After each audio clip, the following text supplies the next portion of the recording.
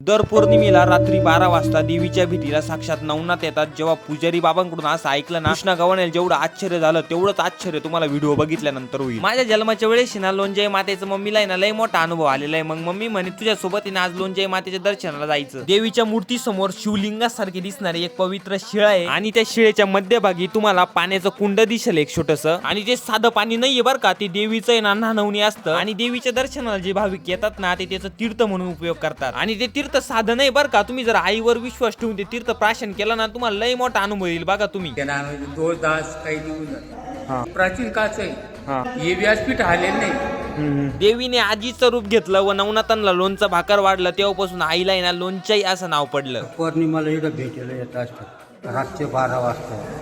बाबू दर पौर्णिमेला मी ना आजच्या दिवसाला टायटल देईल आई सोबत आईची भेट. आणि तुम्ही पण लोणच्या आईच्या दर्शनाला आला असाल तर कमेंट मध्ये टाईप करा आई, मी समजून जाईल. आणि पत्ता असं टाईप केल्यानंतर तुम्हाला पत्ता पण भेटून जाईल. बोला रामकृष्ण हरी.